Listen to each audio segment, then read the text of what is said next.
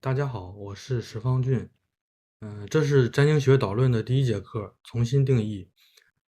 我希望通过这个系列的课程，让大家尽可能的了解一下占星学。无论你对于占星学的态度是感兴趣还是批判，都应该先了解基本内容，从理性的角度来认识占星学。我最后会将课程内容整理成简单的文字稿。如果你实在听不进去的话，可以等我最后的文字稿，或者你也可以让AI 来帮你做摘要。虽然我不太建议直接看 AI 的摘要，因为可能会丢失很多细节。嗯，那么为什么这个副标题是重新定义？因为在讨论之前，我们需要先明确一下基本定义。无论你对占星学的看法如何，如果定义不一致的话，讨论是没有意义的。那至于说这个系列会讲什么内容，那开始之前的话，我会简单说明一下这个系列大概都有哪些内容。嗯，这个课程大概会有12节，主要是这4个部分。那第一个就是占星学的基础要素，基础要素是最核心的内容。如果你不了解这些内容的话，就完全不能说自己了解占星学了。第二个部分是历史和哲学。那历史和哲学其实很重要，因为这门学科有2000多年的历史。每个时代占星学也都不太一样。占星学背后的哲学算是占星学存在的理由。当然，如果你自己有一套很好的哲学的话，那或许你可能就不需要占星学了。我们可以说哲学是一切事物的必要不充分条件。那么第三个部分是占星学的主要分支及其用途。因为占星学有很多不同的分支，每个分支都有不同的用途。每个分支下还有很多可以细分的领域。我会简单做一些介绍。那同时呢，我也会将其他方法跟占星学做一些简单的平行对比。那最后一个是直面问题，我会反驳一些批判占星学的常见问题，因为很多批评是站不住脚的。当然，占星学本身也存在一些问题，我也会明确讲出来。那如果条件允许的话，我最后应该还会补充一些额外的一些必要的其他内容。那回到我们的这个主题上来啊，别忘了我们的这个副标题是重新定义。那需要明确一下的是，我们谈论的这个占星学是属于哪一种类型呢？因为占星学可以分成广义的占星学或者是狭义的占星学。我们先说广义的，广义的这个占星学，主要的是说天象与预兆。像右边这幅图片，这个是梵高的一幅画作《星空》。那天空中出现的某种景象，可能对应现实中发生了什么事情。这个其实就是对应着天象或预兆的概念。当然它也包含各种衍生的概念。因为毕竟是广义上的占星学嘛，而且每个民族都有他们自己独特的天文历法，而基于天文历法衍生出来的一些预测方法，也可以被称作占星学。因为每一个民族都会仰望星空。因为这样的方法其实有很多啊，这里就不多讲了。我们主要谈的是狭义的占星学。我们可以看一下右边这张图啊。我们主要的内容，基本上都是需要这样的一张图。虽然每个人画出来这样的图的样式可能都不太一样，但是他们都有一些相同的要素。这张图被称作天宫图。我们主要讲的占星学是天宫图占星学。所以当你看到占星学这个词时，需要注意上下文的语境。我个人是不喜欢占星术这个说法。多少有一点贬低的意思。当我们说占星学时，我们是在一个宏大的、更学术的背景下去讨论它。而说到这个占星术时，只是更侧重于作为一项工具的技术和应用。所以，我们指的这个狭义的占星学，指的就是这个天宫图占星学。而希望你们能够理解一下这个占星学和占星术的这个关系，因为学的本身它包含了术，比如说医学跟手术的这个关系。那么天宫图，我们刚才提到的天宫图这个概念，天宫图这个英文应该是 horoscope，这个词应该是起源于希腊语 horoscope， horoscopos，意思是 hour marker 时标，小时标记，实际上就是地平线的东方。如果你了解占星学的话，应该知道这个指的就是上升点。在拉丁语是 horoscopium。我这里写的这个希腊语，这个 horoscopio 是这个现代希腊语。当然多学一些语言其实还是很重要的。毕竟这个语言的边界是思想的边界，不要让自己的这个世界受限于自己的语言。当然我这个语言水平也是有限啊，我也在学，慢慢学。而且这个很多的这个优秀的占星书，就是占星学书籍都没有被翻译成中文。不要只限于这个中文资料，不要一看到这个外文就感觉头痛。对于学习和研究占星学来说，使用英语应该是最简单的，其次是西班牙语和印地语。其他常用的语言，主要有古希腊语、阿拉伯语、拉丁语、梵语。因为很多语言，就是很多这个古代文献都是这些语言写的，这些语言其实都不太容易学习，特别是阿拉伯语的字母，这个实在是很难去记住和辨认。我学了好久，还是没记住。然后我后续会推荐一些优秀的一些书籍，其中大部分都是英语的。虽然这个名字叫天宫图，但是大多数情况下我们称它为星盘或者是星图，英文就是 chart、map 或者是 figure。像我们看到的这张星盘其实是李振藩先生，就是 Bruce Lee，Bruce Lee 的星盘。我后续还会用这个星盘来介绍一些基本概念。然后这个我最后写的这个是天宫图，下面这个是梵语，这是天宫图的梵语，昆达利，有圆环的意思。这个词有其他含义。那我这边为什么要提梵语？因为印度也有天宫图占星学。所以说这个印度是在亚洲国家，它属于东方国家，所以我没必要去强调说这个占星学是西方的。天宫图占星学在中国也流行过一段时间，应该是大概是隋唐时期传入的中国，并兴起的，一般被称作七正四余，它又有其他名字。但西方占星学这个词在很多情况下已经被特指为天宫图占星学了。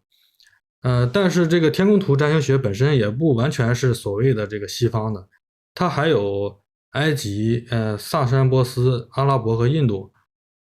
这一点我们会在介绍占星学历史的部分来详细介绍。重要的是你对于西方Western 这个词的定义是什么？极乐世界也在西方。我们在日常对话中谈论的西方世界，就是所谓的 Western World，主要指的是西欧和北美，还有澳洲和新西兰，有可能还包括南美，但很少会包含东欧。人们在谈论西方文明时，通常也不会包含埃及、波斯和阿拉伯。当然，这个现代医学和所谓的西方医学就是西医，也并不是同一个概念。你可以按一下暂停键，仔细想想这个问题。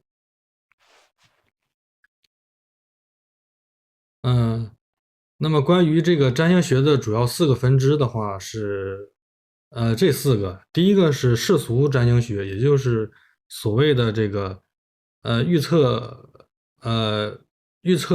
世界的事件。因为这个世俗占星学有时会被翻译成经世占星学，名字可能是取的这个邵雍的这个《黄极经世书》中的经世，相当于经世之学，但不完全都是。这是占星学最早的一个应用领域了。因为预测国家和它是用来预测国家和地区层面的事件。最早是根据天象预兆，后来是根据星盘来做预测。我个人是不推荐大家一开始就研究这个层面的内容，因为这个领域其实特别广，非常考验你对于整个世俗世界的一个理解程度，而且有些领域的知识已经淘汰了。现在更多的是应用在一些细分的领域，之后我会细说这部分内容。这里就先不多讲了，先记住这个关键词啊。预测世界事件。第二个主要分支是本命占星学，它其实主要就是用来去看出生星盘。这个应该是目前最广泛流行的领域了。很多占星学的学生最先接触的就是这个分支。本命的是研究这个出生星盘，那梵语就是这个本命梵语应该指的是 Jama。出生星盘也被称作本命盘，就是所谓的 natal chart。你可以简单的理解成这个所谓的这个算命嘛，因为这个星盘出生星盘的确是需要计算得到的，所以算命这个说法应该是没有错的。就是计算本命盘嘛，算命计算本命盘。当然，在命理学中会有这个所谓的命运这个说法。命和运其实是两个不同的概念。在生物学里面讲的有一句话叫基因和环境决定性状。那基因是先天的固定的，我们的这个出生时间、地点和家庭不是我们自己所决定的。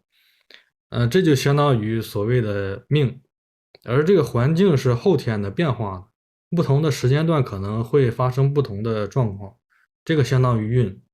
所以要注意分清算命和推运啊，这是两个概念。至于说我们的行动是否是由我们自己决定的，这是本命占星学背后的哲学问题，关于命定与自由意志的一个争论。这个我会在介绍本命占星学时来做一些详细介绍。第三个是关于开端和择时占星学。它主要的这个内容是关于事件星盘和选择吉时。当然这个部分目前主要被称作是择时占星学，选择好的时间，主要比如说嫁娶、开张或者是出行。择时占星学在中国被称作为这个虎角天星择日。注意啊，这个词叫虎角天星择日，它可能更强调的是日期的概念。然后择时占星学在梵语里面是穆胡鲁塔。穆胡鲁达。这个词也表示一天的1/30，就是大概48分钟。但最开始就是这个分支的一个学说主要概念应该是开端占星学，它类似于这个世俗占星学对于世界事件的一个分析，但是这里的开端更接近于一个个人生活的领域，它的概念更小一些。人们会认为某个个人事件的开始的时间会对这个事件产生一些影响，因为事件的开始时间相当于事件的诞生，概念上很像本命占星学。比如说这个结婚的时间可能会影响整个婚姻的状况，如果一个好的时间还好，那坏的时间可能会很糟。后来的人们因为这个观念，所以决定主动选择一个好的时间作为开端，来影响整个事件的状况。一个好的时间对于事件的具体影响有多少，这个是很难评价的，影响并不是绝对的，这背后也有一套它的一个哲学问题。当然了，就是除了宇宙诞生的这个时刻以外，并不存在一个绝对完美的一个美好时刻。第四个主要分支是卜卦占星学，那它的主要的作用就是回答问题了。卜卦这个词啊，它原本这个英文应该是 horary， 它被翻译成卜卦完全是属于意义了。但本质上这个词其实与当然这个方法它的这个作用，是跟这个中国传统上的这个卜卦的这个思路是一致的，都是根据提问时间来解答问题。horary 这个词应该是来源于这个拉丁语这个 hola，就是小时，对应提出问题的这个时间。那 horary 这个希腊语应该是 elotesis，阿拉伯语好像是 masaili，这应该是这样读的啊。阿拉伯语其实有点困难，但这些词的意思其实都是询问和提问。梵语是 prashna，这个词的意思就是问题。这些是占星学的主要4个分支，之后我会详细介绍一下每个分支大概是什么。当然了，这个如果你没有忘记我们的副标题的话，你应该记得就是我的这个副标题是重新定义。如果你之前已经了解占星学的话，你会发现，我讲这些内容好像跟大家讲的一样，跟你之前学的也是一样的。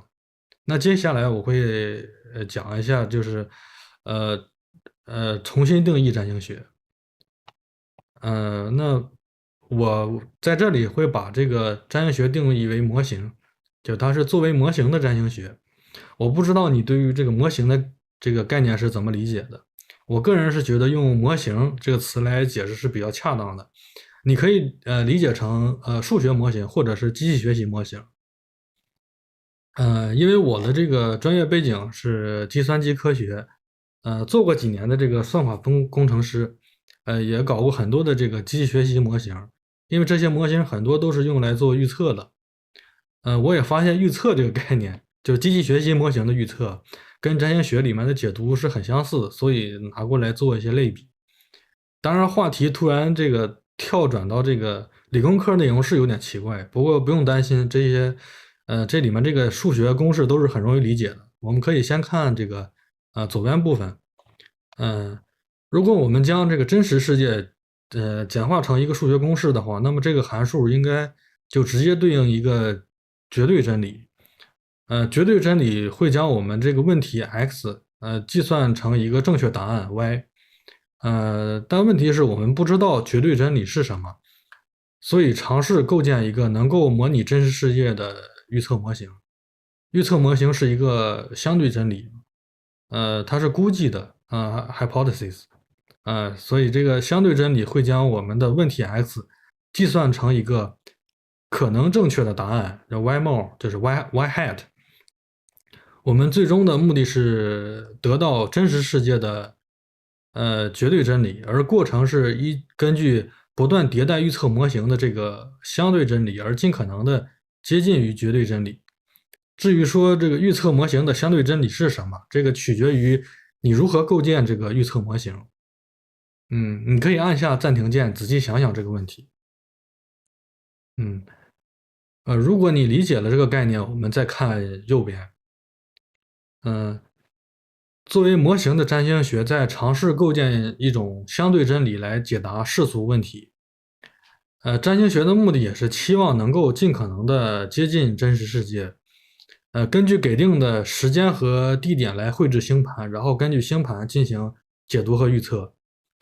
当然，虽然这个就是现代占星学的这个方向有一点改变，但我们也可以用类似的方式来理解。也可以用这种模型的方式去解释现代占星学的一些内容。如果你了解了这些内容的话，我们也可以用这种方式来重新解释一下占星学的这4大分支。不用担心，这些内容其实并不复杂。其实这些公式你仔细看一下，它们其实都很相似。就是都是根据给定的时间和地点来绘制星盘，然后根据星盘来进行解读或预测。但有一些小区别啊，就是你需要注意一下每一个这个输入的这个参数 x。像世俗和本命模型都很简单，因为都是基于事件和人的这个诞生地点和时间。开端占星学也一样。需要注意的是这个择时模型它是一个逆函数，因为择时是用来寻找时间的。我们期望的是，比如说我们指的这个择时占星学，它的目的就是我们期望的是在某个特定地点得到某种结果。所以它是一个逆函数。逆函数这个概念相当于是说，对于前面这个正常的这个函数的一种逆运算。因为前面是说我们已经知道了这个时间和地点来去判断一个事件，而这里是说我们想要某个事件的某种结果或者某种状况，已知某个地点来去寻找时间。啊然后这个第4个是就最后一部分，这个是卜卦模型。因为卜卦模型是回答问题嘛，所以这里多了一个参数，这个参数就是问题。因为卜卦其实是根据问题来进行解答。当然，这个方法其实也有争议啊，因为特别是这里面提到的这个时间和地点究竟怎么选择。具体内容我会在这个介绍卜卦占星学的部分来做进一步的这个说明。那以上就是说，基于这个呃模型，把模型当做这个占星学其中一种解释吧。那么问题来了，肯定会有人说，就是既然你能够用数学公式来解释占星学，那么占星学究竟是科学还是迷信为什么？呃，这个问题其实可以针对于任何事物进行询问，就是说这个东西究竟是科学还是迷信？而这个问题的答案取决于你对于这个事物的理解，你对于科学的认知，以及你对于迷信的定义。如果你不了解某个特定事物的话，就不要轻易下结论。我个人的话是，不会将占星学看作是科学了，因为现代科学的定义已经不再包含占星学了。但我们现在仍然可以用科学的精神来去看待占星学。而迷信的话，它更像是一种态度、观念或者是意识，而不应该是特指某些事物。那些批判某一事物是迷信的人，他们是以科学的态度得到的研究结论，还是非理性的情绪表达？你可以按下暂停键来仔细想想这个问题。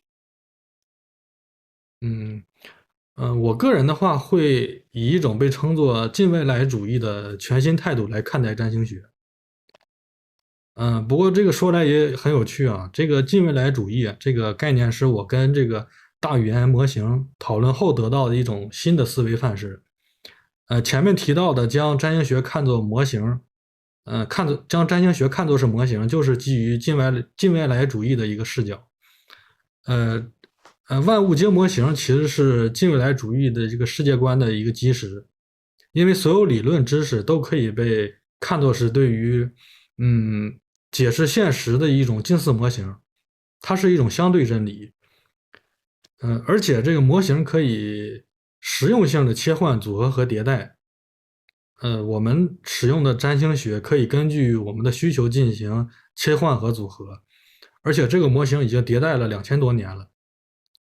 像右面这张图是我让那个 Gemini，根据他所理解的近未来主义的这个概念来绘制的一张图片。你可以仔细看一下这张图。这样的生活就是看起来很近未来，它跟现代相比的话，感觉好像并不是很遥远。至于近未来主义是什么，那我可以简单介绍一下。当然这里面这一页的这个字应该是最多的了。你可以按下暂停键来简单读一下，我在这里就不去重复了。如果你感兴趣的话，可以在我的公众号或者个人网站上来读一下我的文章，或者是你可以搜索一下近未来主义这个词，有可能会找到。我在那个我的文章里面有详细介绍近未来主义的这个基本和基本背景，还有一些相关介绍。我这里面主要想讲的是关于近未来主义的4大核心原则，它对应的是近未来主义的这个核心。它的这个核心原则的话是这4点，就是第一个是回溯性理解。回溯性理解的话，它的意思就是不以简单的对与错来判断历史和现有的知识体系，而是将其视为其特定产生的，而是将其视为其产生的特定历史技术和社会语境下的有效模型。我重新说一遍吧。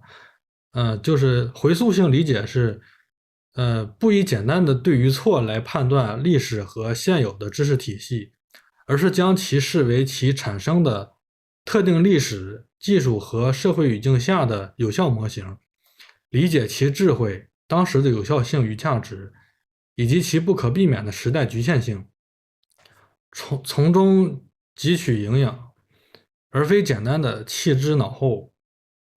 这是我们对于占星学应有的基本态度。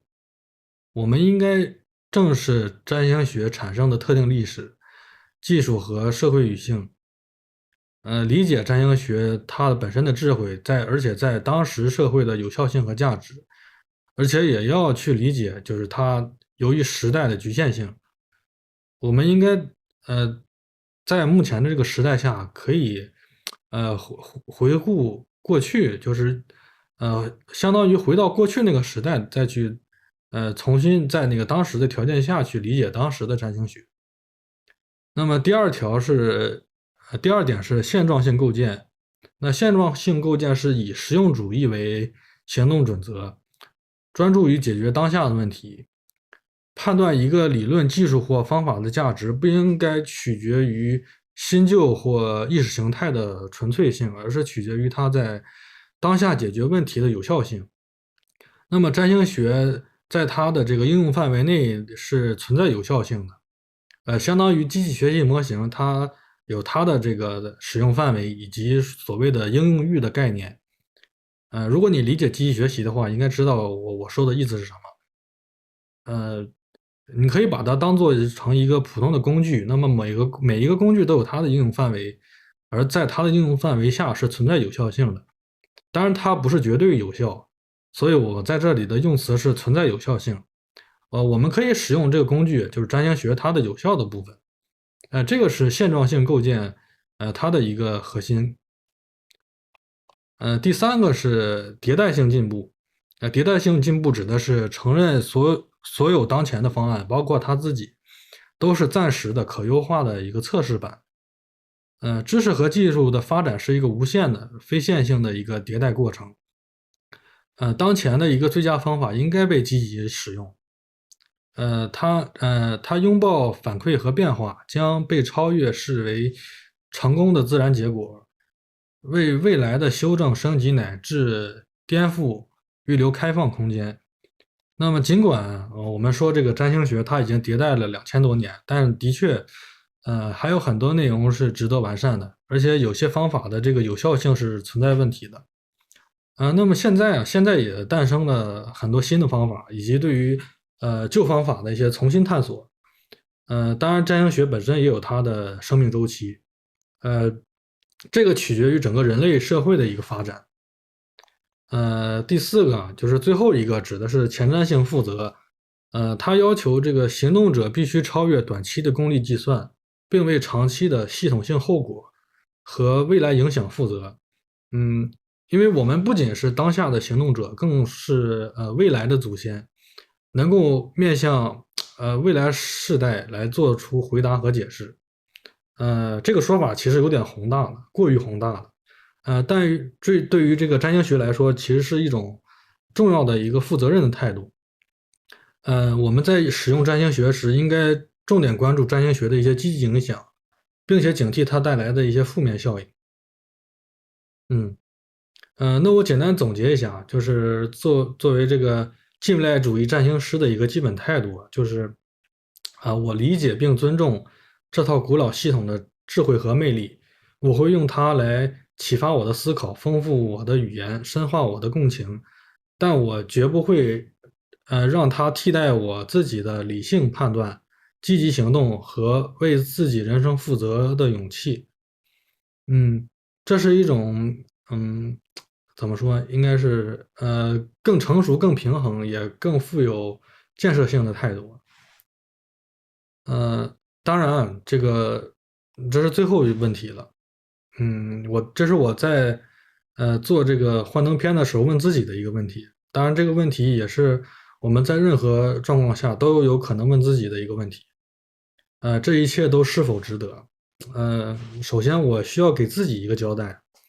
我自己就学了很多这个占星学内容，应该做出一些可以输出的一些记录。我也希望就是让更多的人以一种正确的态度来去看待事物。不仅仅是占星学，而且占星学本身也不只是占星学。那最后的话，我是很想让那些真正想学习占星学的学生能有一个恰当的一个基本路径，避免一些先入为主的一些认知偏差，并且能够构建并且迭代自己的一个占星学模型。那至于说是否值得，怎么说我不知道，那也许吧。无论如何，我都会把这个系列做完。第一节的内容就是这些了。我们重新定义了占星学。呃，当然这个内容可能会比较抽象啊，你可以回顾之后简单回顾一下。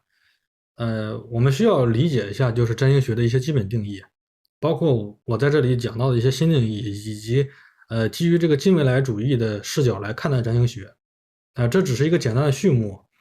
下一节我会来介绍一下占星学的基本要素，占星学基础要素。我不会讲太深的内容，因为这只是导论嘛。但这些内容就是这些所谓的基础要素是整个系列的基础，还是很重要的。然后再之后的话，我会介绍一下占星学的历史和哲学，以及一些主要分支内容。然后我现在的话也在接这个占星学咨询。如果你有需要的话，可以联系我。嗯，好，大概内容都讲完了，那我们就先到这里吧。拜拜。